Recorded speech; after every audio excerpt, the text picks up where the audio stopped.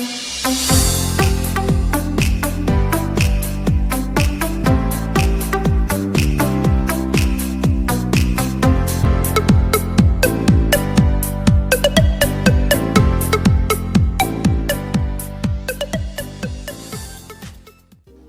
anak-anak yang sedang berjuang dari rumah. Kali ini Ibu akan meneruskan bahwa dalam teori mekanika kuantum dijelaskan kebolehjadian elektron berotasi di sekitar inti atom bisa dicari letaknya, tapi tidak dapat secara pasti kita tentukan. Nah, menentukannya dengan menggunakan yang namanya bilangan kuantum yang berisi bilangan-bilangan tertentu untuk membedakan satu atom dengan atom yang lain. Sebelum kita membahas bagaimana bilangan kuantum itu sendiri, kita harus menguasai dulu yang namanya konfigurasi elektron. Pada teori Niels Bohr dikatakan bahwa suatu atom terdapat yang namanya kulit. Pertama ada inti atom di tengah, kemudian ada kulit pertama, kulit kedua, kulit ketiga, dan seterusnya. Untuk menentukan jumlah elektronnya memenuhi persamaan 2n kuadrat. Sehingga di kulit pertama, maksimal elektron berada jumlahnya 2. Kulit kedua, 8. Kulit ketiga, 18, dan seterusnya. Itu dikatakan konfigurasi elektronnya Niels Bohr. Yang kita akan pelajari sekarang adalah konfigurasi elektron berdasarkan tingkat energinya. Jadi, Niels Bohr hanya membahas kulit, kalau berdasarkan tingkat energi, itu ada yang namanya subkulit. Subkulitnya ada S, P, D, F. Ini dikatakan subkulit. Berapa jumlah elektronnya? Mengikuti aturannya Niels Bohr. S itu adalah 2.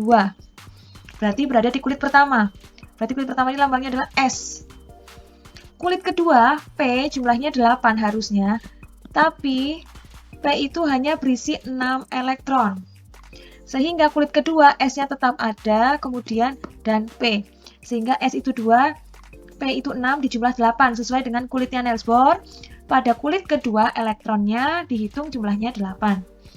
Kulit ketiga D itu 10. Karena apa? Kulit ketiga itu berisi subkulit S, P, D.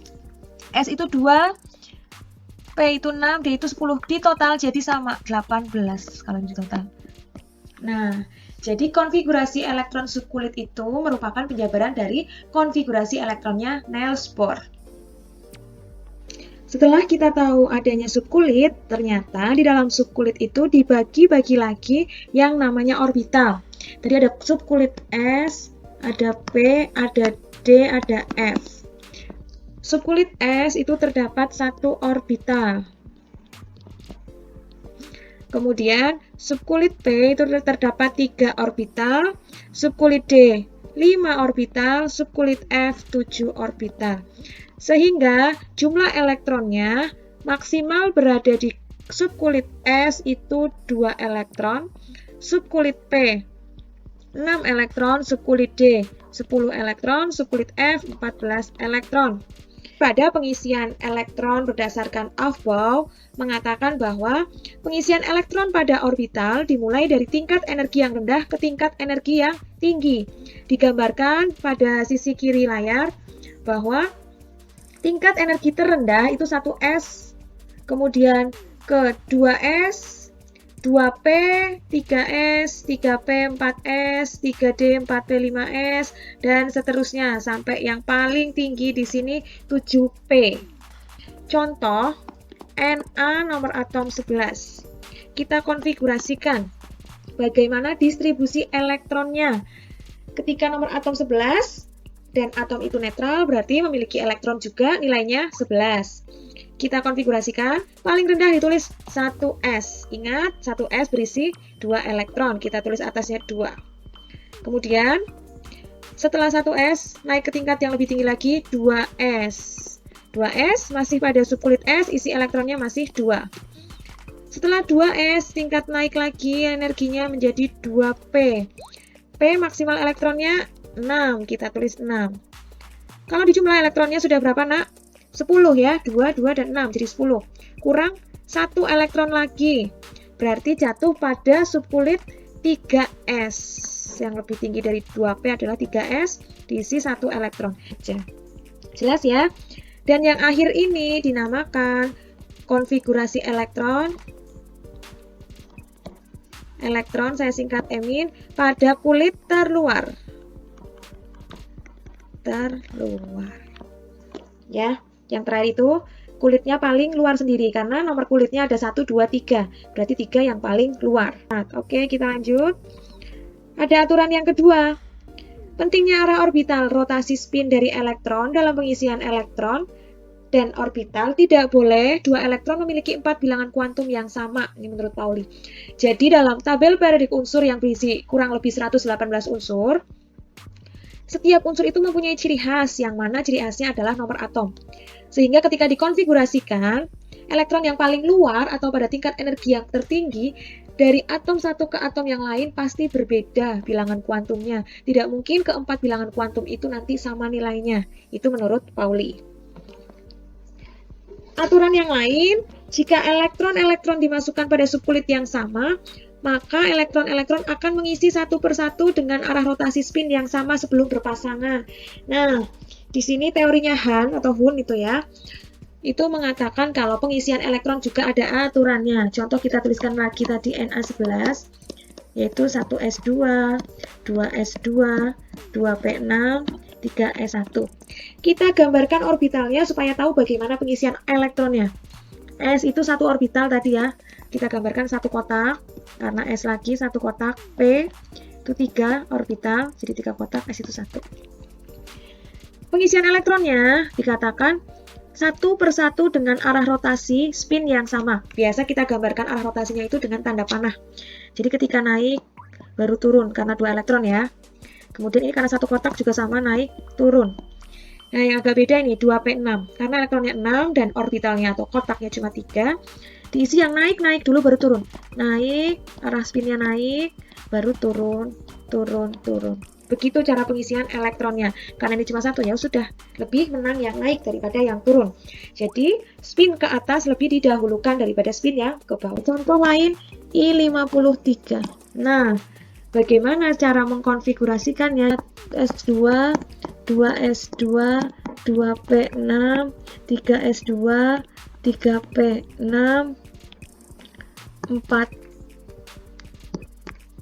4S2, habis 4P, ini ya, ke sini. Yap, 3D10, 3D4, P6. Coba kita total dulu berapa? 10, 20, 30, baru 36. Habis 4P6, 5S2, setelah 5S2, 4D10, 5P6, kita hitung ulang, 10, 20, 30, 38, 48, 48 tambah 6, 54. Jadi kelebihan ini harusnya 5P5. Karena yang diminta hanya 53. Oke, ternyata boleh kalian menuliskannya disingkat memenuhi logam yang paling mulia di antara logam-logam yang lain yang berada pada tabel periodik unsur, yaitu logam mulia. Itu menyingkat nomor atom 2, Ne menyingkat nomor atom 10, Ar menyingkat nomor atom 18, Kr menyingkat nomor atom 36, Xl 54. Jadi ini bisa disingkat. Ya kan? Boleh disingkat mulai dari sini. Ini ya, kita singkat Ne gitu boleh. Atau Ar 36. 36 sampai sini. Ya, 36. Lebih baik kita menyingkatnya menggunakan yang paling mendekati. Yang paling mendekati ketika disingkat ya ini tadi 36. Ya kan? Sehingga jawaban ringkasnya supaya tidak terlalu panjang kamu tuliskan langsung Kr 36. Kelanjutannya ini ditulis ulang ke sini. 5S2, 4D10, 5P5. Nanti ketika kalian sudah hafal karena sering mengerjakan, ini tuh nggak usah ditulis, mulai langsung aja. Tuliskan konfigurasi I53, langsung kamu tulis yang ini saja. Ya.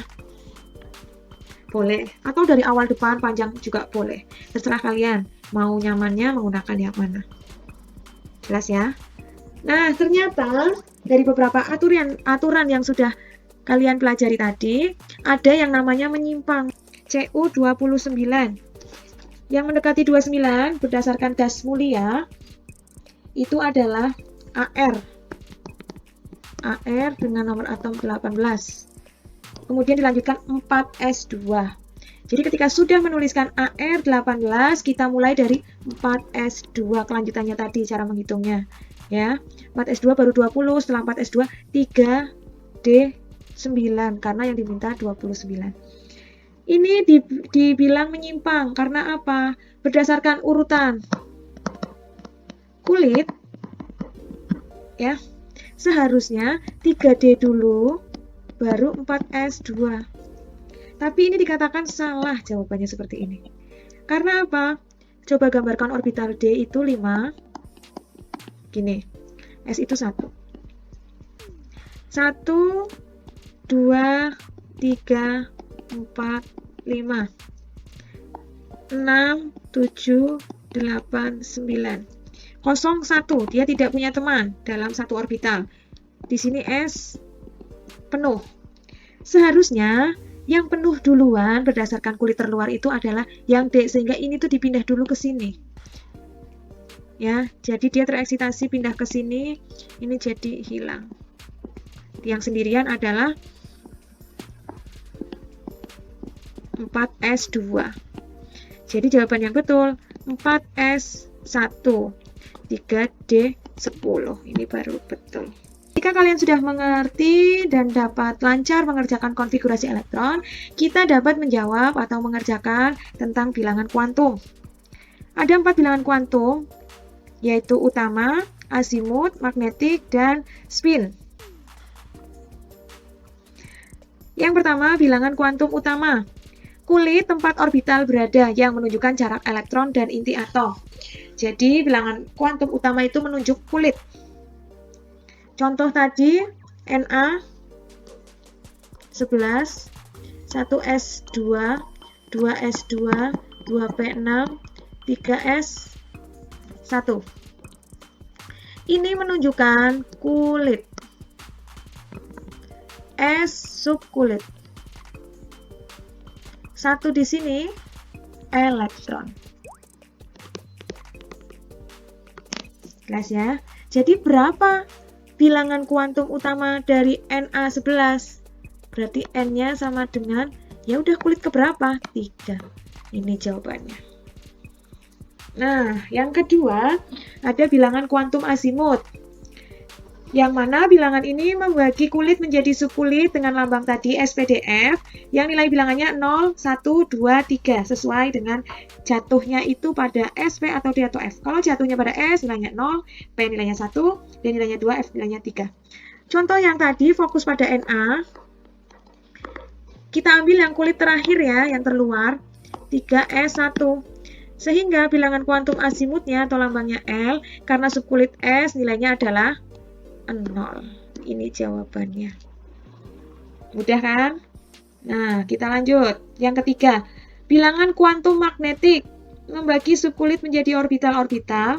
Nilainya mulai negatif sampai positif tergantung jumlah orbitalnya. Maksudnya apa sih? Kita contohkan tadi lagi Na11. Yang diambil kulit terluarnya 3S1. Bilangan kuantum magnetik membagi subkulit menjadi orbital lah. Garis bawahi orbital, berarti kita harus menggambarkan orbitalnya. S itu orbitalnya berapa ya? 1 tadi kan. Jumlah elektronnya 1, ya udah kita gambar 1. Mulai dari negatif sampai positif orbitalnya. Karena di orbitalnya cuma 1, ya udah tulis saja 0. Karena dia negatif sama positifnya nggak ada, kecuali orbitalnya 3. Seperti ini. Nah, ini 0, ini min 1, ini min plus 1. Tapi karena di soal Na itu adalah 1, ya udah tulis saja 1. Dan itu nilainya 0, sehingga nilai M-nya sama dengan 0. Ini jawabannya. Jelas ya, ini nggak jadi karena kasusnya Na, kulitnya hanya 1. Lanjut, yang terakhir, bilangan kuantum spin. Di mana arah rotasi dari elektron terdapat 2 kemungkinan arah. Searah dengan jarum jam atau berlawanan dengan jarum jam. Yang searah ini naik ke atas, nilainya plus setengah, yang ke bawah min setengah. Kalau kita pakai soal yang Na, karena dia naik ke atas ini elektronnya, sehingga spinnya atau S-nya sama dengan plus setengah. Jadi pada bilangan kuantum spin hanya ada dua kemungkinan, plus setengah atau min setengah. Baik, sekarang kita masuk ke contoh lain, vanadium 23. Dengan keterangan berdasarkan kulit terluar, ini ya yang diminta, dan energi tertinggi. Kalau tadi contoh Na hanya kulit terluar saja, ternyata ini ada dua, ada energi tertinggi juga. Langkah pertama, kita konfigurasikan dulu elektronnya. 1s2 atau boleh pakai AR ya, biar cepat. AR tadi 18, kemudian 4s2 20, habis 4s 3d 3. Nah, kulit terluar dan energi tertinggi. Jika lihat persoalan dari vanadium, kulit terluarnya kan kulit yang paling tinggi, ada angka 3 sama 4, kita ambil yang 4s2. Sedangkan energi tertinggi, ya udah ambil yang paling terakhir, 3d 3. Jadi ada dua kemungkinan jawaban, 4s2 dan 3d 3. Tadi bilangan kuantum. Sehingga kita dapat uraikan bilangan kuantumnya. Keempat-empatnya ada utama lambangnya N, kemudian bilangan kuantum asimut itu L, kuantum magnetik itu M, dan kuantum spin. Ini juga sama N, L, M, S. Yuk kita uraikan satu-satu. N itu menunjukkan kulit. Kulit itu yang angka di depan sendiri, berarti 4. Sedangkan yang energi tertinggi, depan sendiri 3. L, itu subkulit. Subkulit S, nilai bilangannya adalah 0. Subkulit D, nilai bilangannya adalah 1 atau 2? Ya, 2. Kalau 1 itu miliknya P. Ya. M itu magnetik. Tadi menggunakan negatif positif atau biasa kita bilang garis bilangan. Kita gambarkan dulu, dia fokus ke orbital. Orbitalnya S, hanya 1. Kita gambarkan 1. Orbitalnya D, nah ini agak banyak. D itu berapa? 5. Tuh 2, 3, 4, 5. Ini hanya ada angka bilangan atau garis bilangannya 0. Nah ini garis bilangannya agak panjang. 0, 1, 2, min 1, min 2. Oke. Kita uraikan elektronnya. Ini ada 2, naik, turun. Sedangkan yang tingkat energi itu ada 3. Naik, naik, naik. Nah, bilangan kuantum magnetik menunjukkan elektron terakhir di orbital nomor berapa. Karena ini hanya satu elektronnya, orbitalnya, udah tinggal 0. Kalau ini ada min 1, min 2, dan lain sebagainya, tapi elektron terakhir berada di sini, tepat di angka 0. Kemudian, arah spinnya naik atau turun, searah atau tidak dengan jarum jam. Kalau ini turun elektronnya, berarti min setengah. Ini naik, berarti plus setengah. Jadi kita hanya memakai sandi ya, sandi-sandi atau ya sandi bilangan dalam menentukan suatu unsur. Setelah kita mengetahui yang namanya bilangan kuantum, di mana terdapat atau diuraikan dari beberapa orbital atau subkulit dan lebih global lagi kulit. Nah, ternyata orbital itu adalah daerah atau ruang di sekitar inti di mana peluang atau kebolehjadian terbesar elektron dapat ditemukan. Jadi orbital itu tempat suatu elektron tinggal. Nah, setiap orbital ini memiliki ukuran, bentuk, dan arah rotasi ruang yang ditentukan oleh bilangan kuantum utama, azimut, dan magnetik.